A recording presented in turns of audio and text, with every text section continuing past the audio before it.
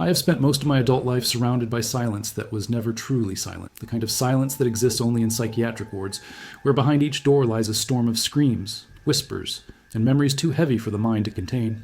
For 16 years, I walked those halls, listening to people speak about demons only they could see, wars still raging behind their eyelids, and shadows that clung to them long after night had passed. I learned to treat the mind as both a fragile vessel and a weapon capable of destroying its owner. My name is Dr. Michael Harrington. I studied psychiatry with the conviction that understanding the deepest fractures of the human psyche might help me mend some of my own. I rarely speak of it, but I grew up with a father who drank himself into oblivion and a mother who spent her last years in a haze of untreated bipolar disorder. I watched her sit by the window for hours, staring at the woods behind our house, insisting someone stood there in the tree line watching her.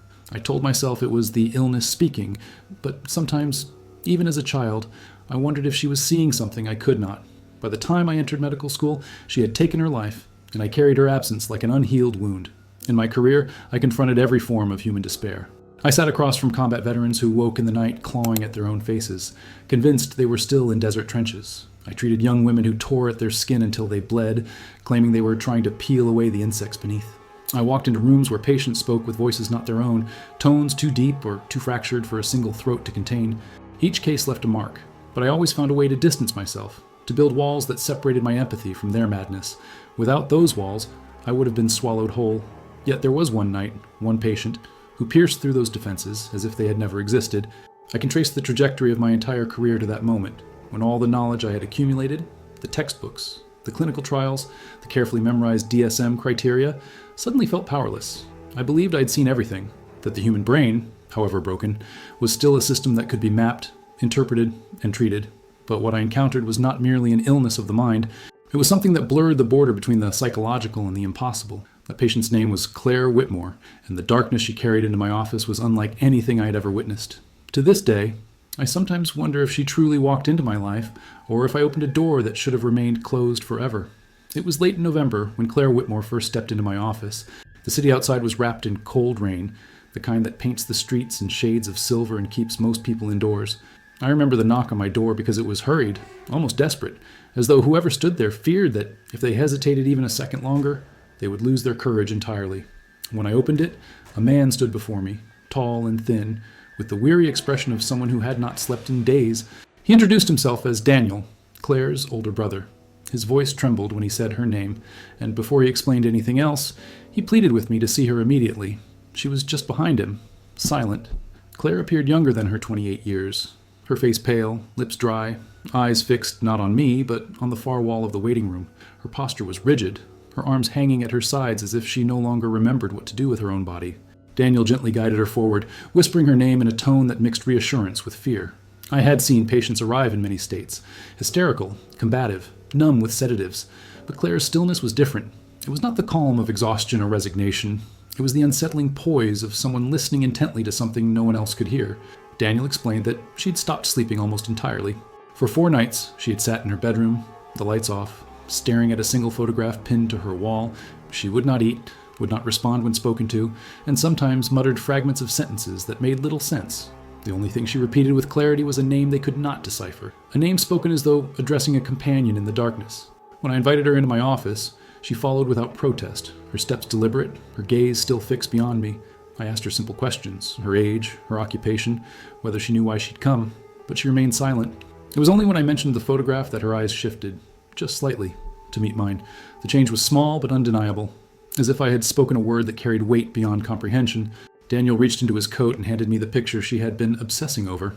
At first glance, it was unremarkable, a black and white photograph of what appeared to be a modest living room, sparsely furnished, the kind one might find in any older American home. The furniture was plain, the wallpaper faded, the windows covered by heavy curtains, but in the lower right-hand corner, where the shadow from a lamp should have fallen, the lines were wrong. They stretched too long, too defined, tapering into the shape of a figure standing just outside the frame. Claire spoke then for the first time. Her voice was faint, dry from disuse, yet steady. She said, "She doesn't like when you stare too long." I asked her who she meant, but she only tilted her head, her lips curling into a thin smile that did not reach her eyes. Daniel gripped the arm of the chair as though restraining himself from speaking. His fear was visible, but there was also shame.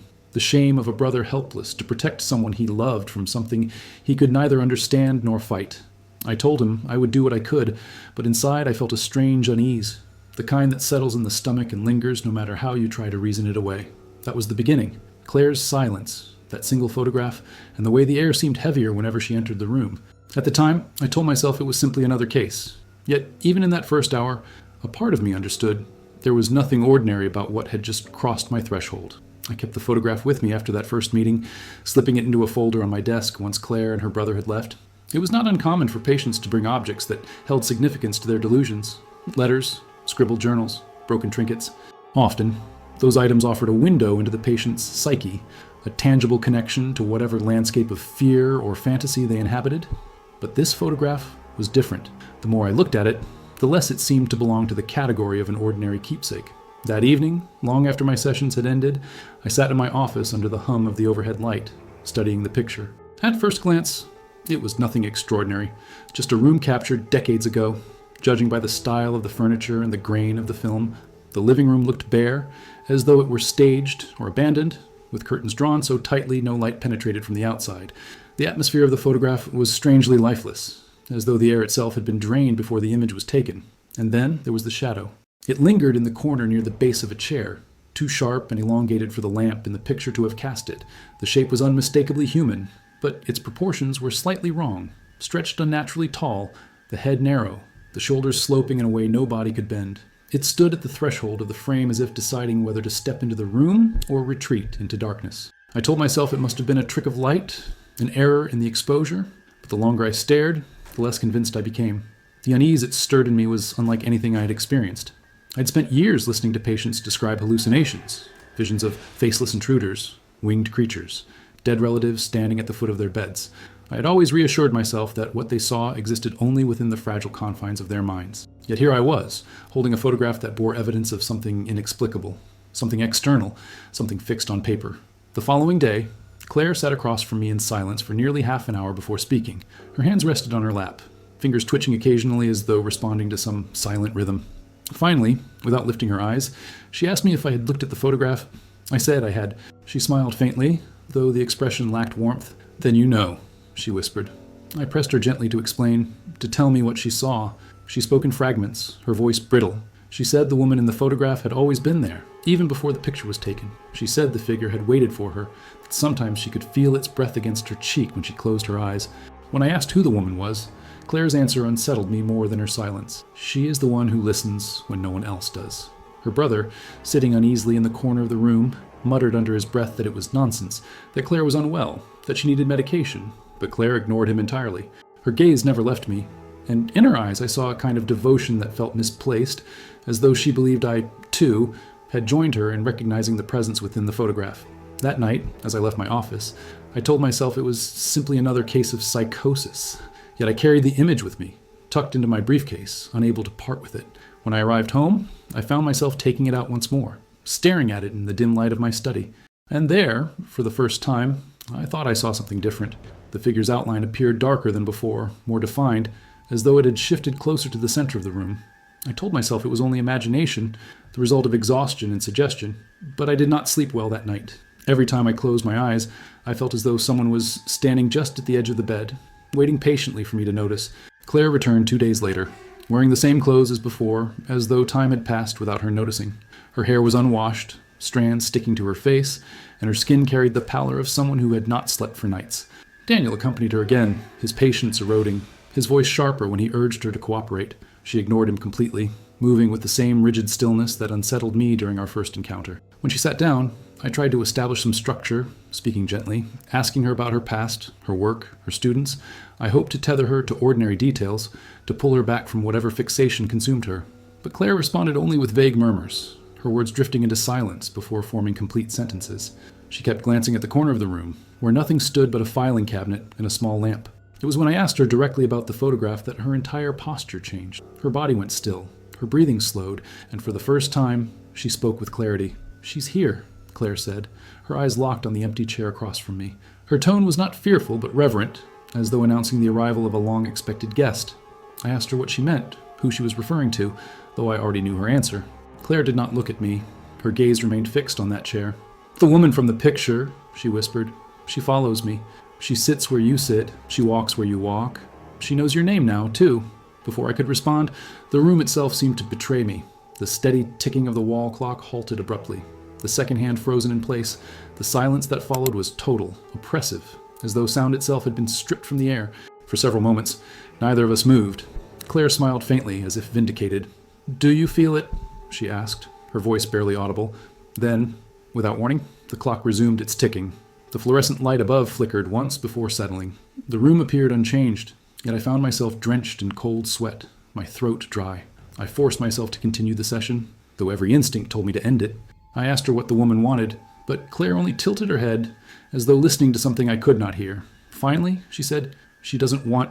she waits." The rest of the hour passed in fragments. Daniel grew restless, shifting in his seat, his jaw clenched. I tried to press further, but Claire's attention wandered, her answers dissolving into silence. It felt as though she had offered me a glimpse into a deeper abyss, and then retreated, leaving me stranded at its edge. When the session ended, Daniel apologized for his sister's behavior, though his voice carried anger more than sorrow. As they left, Claire paused in the doorway. She turned back to me, her eyes hollow, her lips moving soundlessly, as though forming words meant only for her unseen companion. After they were gone, I remained in the office longer than usual, staring at the chair she had insisted was occupied. It was empty, of course, yet I avoided looking at it too long, as though doing so might reveal something I was not prepared to see. The clock ticked steadily on, its rhythm almost mocking. For the first time in years, I questioned whether the barrier I had always trusted, the one separating delusion from reality, was as impenetrable as I believed. That night, after Claire's second session, sleep eluded me. I lay in bed for hours, my thoughts circling back to her words, the stillness in her voice when she spoke of the woman in the photograph. When I finally drifted into uneasy slumber, it was not rest that awaited me, but a dream so vivid it left me shaken. I found myself standing in a room I recognized instantly, though I had never stepped foot inside it. It was the same living room captured in the photograph, its bare furniture, its heavy curtains drawn against the world outside. Yet in the dream, the room was drained of color, every object cloaked in dull shades of gray. White sheets hung over the furniture as though the place had been abandoned for decades. The air felt stale, thick, almost suffocating. At first, I thought I was alone, but then came the sound. A faint murmur, a woman's voice, rising from the hallway beyond the room. The words were indistinct, spoken in a tone too low for me to comprehend, yet they carried the unmistakable rhythm of speech. My body froze as I tried to listen, straining to make sense of it. The murmur grew louder, closer, until I could feel it vibrating in my chest like a whisper against my skin. I turned toward the corridor, but there was only darkness. Still, I knew something stood there, just beyond the threshold. My legs felt heavy, my breath shallow, and then, slowly, the darkness shifted, as though a figure were leaning forward, watching me from the shadows. I woke with a jolt, drenched in sweat, my heart pounding. The room around me was quiet, yet I felt no relief. I had the distinct sensation that I had not woken alone, that someone else lingered in the silence beside me. For long minutes, I lay still, barely daring to breathe, certain that if I moved, something would move with me.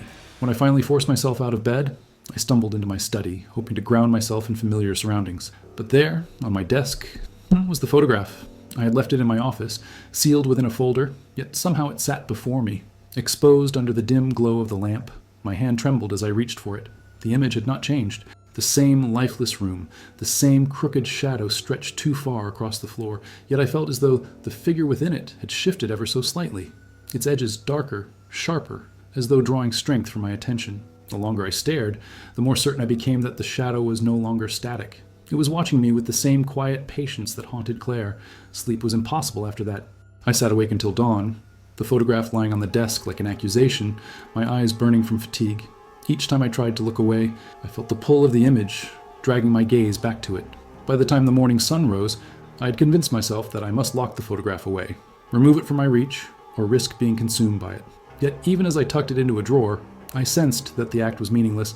Whatever presence had entered my life through Claire had already found me, and shutting a drawer would not keep it away. For the first time in my career, I felt truly powerless. My training, my experience, my carefully built defenses, all of it seemed like a fragile veneer against something older, darker, and infinitely patient, something that did not belong to the mind alone. By the time Claire returned for her third session, the deterioration was undeniable. Her skin had taken on the pallid hue of someone drained not only of rest, but of vitality itself. Her lips trembled as though forming words she dared not release, and her eyes, once vacant, now carried a feverish brightness, like a candle burning too hot before extinguishing. Daniel's face betrayed his exhaustion, the kind of despair that comes from nights spent listening to a loved one unravel inch by inch. He told me she no longer spoke to him. that she spent entire nights standing before the photograph, whispering as though in conversation. When she sat across from me, I saw a faint tremor in her hands. Her body seemed caught between two states, fragile flesh anchored to the chair and some invisible tether pulling her elsewhere. For a long while, she did not speak. Then, without prompting, she began to describe the figure in detail. "Her hands are thin," she murmured, her voice flat, "but they reach further than they should, as if her arms stretch through the air like strands of smoke. When she moves, her skin drapes like fabric, clinging and shifting, as though she were made of veils soaked in water." I asked what the figure wanted. Claire's eyes locked onto mine, and she smiled faintly, almost tenderly. "She doesn't want... She waits. She waits until I'm ready to follow," Daniel interrupted, pleading with her to stop, insisting none of it was real. His voice cracked with desperation, but Claire didn't acknowledge him. Instead, she turned back to me, her expression calm, her tone disturbingly measured. "She speaks to me in a language you wouldn't understand. It isn't words, it's closer to breath, or to the sound of someone moving through the dark when you cannot see them. But I understand her. I always have." Her words carried a conviction that unsettled me. I pressed for clarity, trying to steer her toward the clinical, toward the possibility that her mind was fabricating these visions. But each time, her responses slipped further from the realm of psychosis and into something else, something that resisted categorization. That evening, after they left, Daniel called me from his car. His voice shook with panic. He said Claire had begun speaking in tongues, her voice deepening, resonating with a timbre that did not sound like her own. She laughed at him when he tried to intervene, then fell silent, staring at the window as though waiting for someone outside. He begged me to arrange for her immediate admission, but a hesitation held me back. Part of me feared that once she was locked away in sterile white walls, I would lose access to whatever phenomenon had begun to unfold before me. It was a dangerous curiosity, and even as I denied his request, I felt the weight of guilt pressing against my chest. I told myself it was professional caution, that I needed more time to observe before making such a drastic decision, but the truth was simpler and far darker. I needed to know. I needed to understand what it was that had entered Claire's life, and now mine. That night, when I returned home, I expected restlessness. What I did not expect was the sound that greeted me as I stepped inside, faint but unmistakable. A whisper drifted through the still air of my house. Not words, not language, but the rhythm of breath. For a moment, I thought Claire had followed me, but the house was empty. I searched every room, my heart pounding, my hands trembling as I opened doors I had closed before leaving. Nothing. Yet the whisper lingered, curling through the silence like a presence just beyond reach. I knew then that whatever gripped Claire was no longer confined to her alone. It had found its way to me. The following days passed in a haze of unease. I tried to approach my work as usual, meeting with patients whose struggles were familiar, predictable, grounded in the language of psychiatry I had mastered over years. But beneath each conversation ran a quiet current of dread, a sense that my world had been subtly invaded by something I could neither name nor rationalize. One evening, long after my last appointment, I lingered in the office to catch up on notes. The building was empty, the janitor had already finished his rounds, and the muffled hum of the heating system was the only sound breaking the stillness. My desk lamp cast a soft pool of light over my papers, and for a time I managed to lose myself in routine.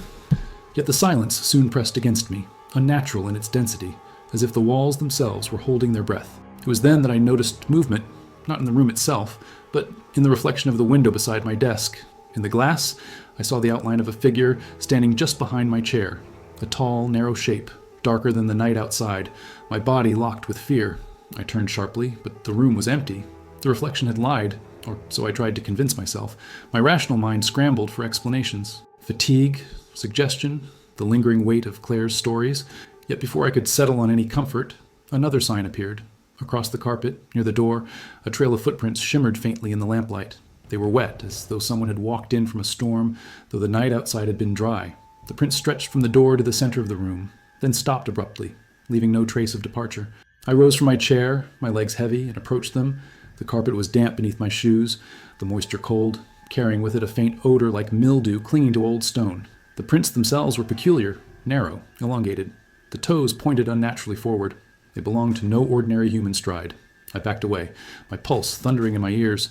My first impulse was to flee, to lock the office behind me and never return. Yet something rooted me there, the same morbid curiosity that had held me captive since meeting Claire. I forced myself to look again at the footprints, and as I did, the lamp above my desk flickered violently. Shadows darted across the room, and for a heartbeat, I thought I saw the figure once more, standing in the corner, its form thin and impossibly tall. Then the light steadied. The room was empty again. The footprints, however, remained. I did not sleep that night. Instead, I sat at my desk, The photograph laid out before me, its surface catching the pale glow of the lamp. The figure in the corner of the picture seemed darker now, as though the shadows of my office had bled into it. I tried to tell myself it was imagination, that my exhaustion was distorting perception, but deep down, I felt an unwelcome certainty. The photograph was not a relic of Claire's delusion. It was a door, and something had already stepped through. From that moment, the office no longer felt like mine. Each creak of the floorboards, each flicker of the lights, carried with it the suggestion of a presence watching, waiting. And though I never saw it directly again, I sensed it lingering in the periphery, a patient intruder biding its time. Claire returned one last time, though by then she seemed transformed into something scarcely human. Her body had grown thin, her face gaunt, but it was not merely her physical decline that unsettled me.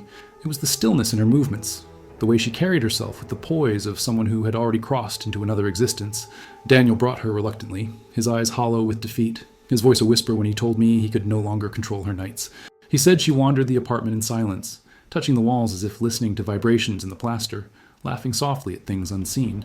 When she entered my office, she did not wait to be prompted. She placed the photograph on my desk with deliberate care, smoothing the edges with her fingertips as though presenting something sacred. I glanced at it out of habit, expecting the same lifeless room, the same distorted shadow. But the image had changed. The figure was no longer a vague silhouette in the corner. It had taken shape, the outline sharp, the details undeniable. A woman now stood there, her face pale, her eyes empty hollows that seemed nonetheless to meet mine across the decades. She wore a dress of another era, its fabric heavy, its hem brushing the floor. She was no longer content to lurk in obscurity. She had stepped into the photograph fully, and in doing so, she had become real. Claire's voice broke the silence. "She wanted me to give it to you," she said softly. "She says it belongs with you now." I tried to steady my tone as I asked what she meant, but my throat was dry, my words brittle. Claire leaned closer, her eyes shining with a strange serenity. "She has chosen you, Doctor. She knows your name, she knows your dreams, and she waits." Daniel leapt from his seat, furious, begging me to stop indulging her, but his anger seemed powerless. Claire's gaze never left mine, and for a moment it felt as if there were no one else in the room.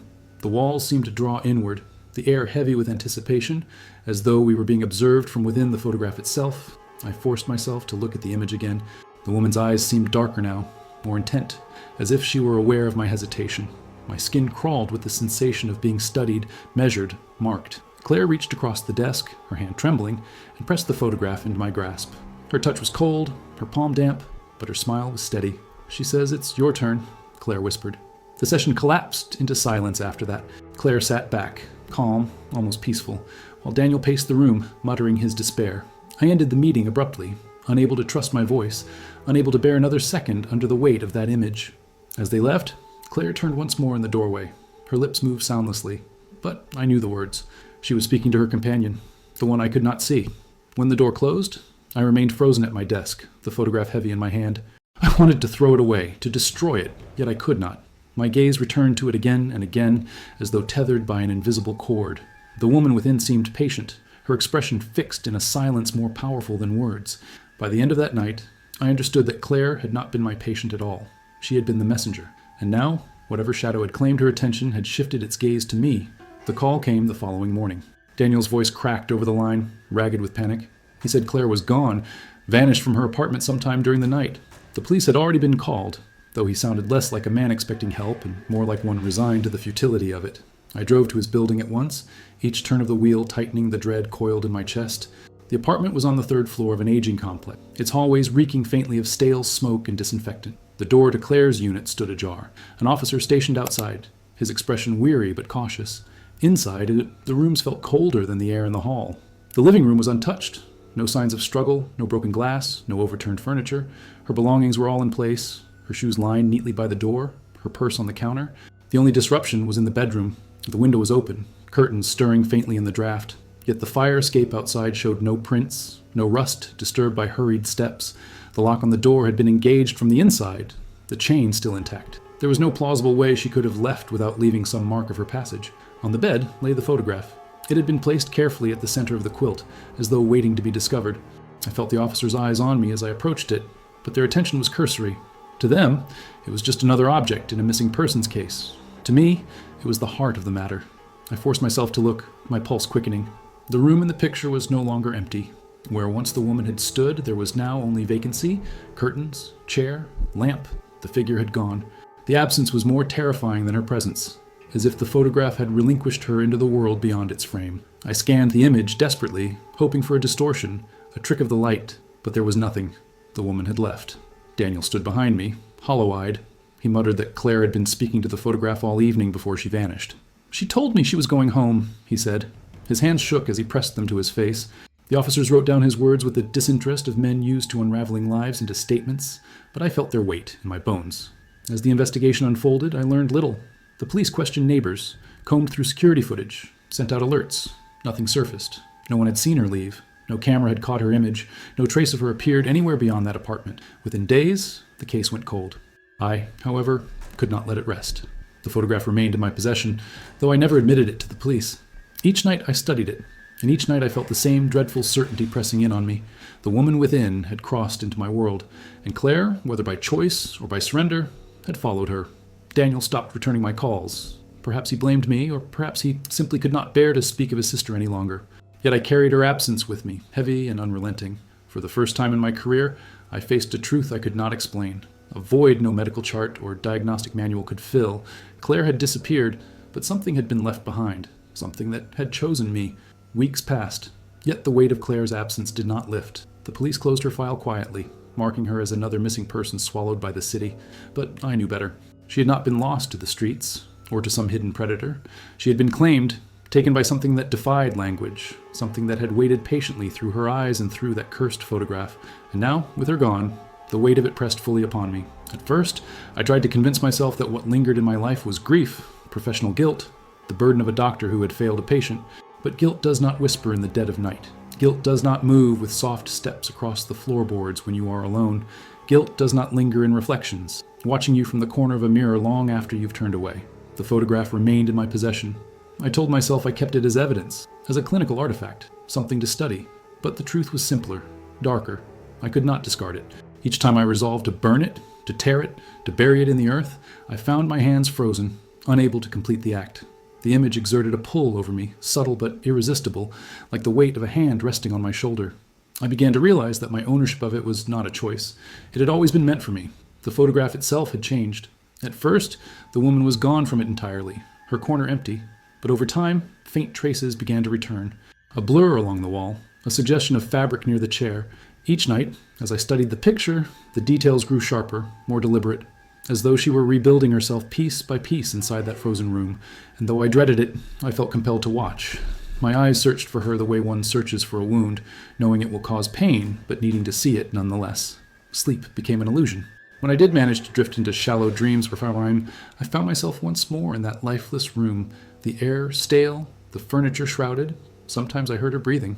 Other times, I saw her silhouette standing in the doorway, patient, unhurried, waiting, always waiting. I would wake with the taste of dust in my mouth, my body cold, as though the dream had seeped into my veins. I stopped speaking of it to colleagues. What words could I use? How could I explain that my patient had vanished into a photograph, that her absence had left behind a presence I could not escape? Medicine has no vocabulary for such things. Psychiatry offers only denial, labeling what it cannot explain as delusion. Yet I am no longer certain where delusion ends and reality begins. I have come to accept that the photograph is not merely an image. It is a threshold, a door to a place that should remain closed. Claire crossed it, and now it stands open for me. Sometimes I feel her near, as though she lingers on the other side, calling softly, her voice carried through walls thinner than paper. Other times, I feel the woman herself, the one with the veil-like skin and hollow eyes, moving closer, her presence tightening around me like a noose. The world around me continues unchanged. Patients come and go. The city hums with its restless pulse. The days turn to nights. But within my home, within my office, the air grows heavier, the shadows longer. I know I'm not alone. I know she's here, watching with the same quiet patience that consumed Claire. And sometimes, when the night is very still, I catch myself whispering into the darkness, not to banish her, not to resist her, but as though answering a call that has always been meant for me.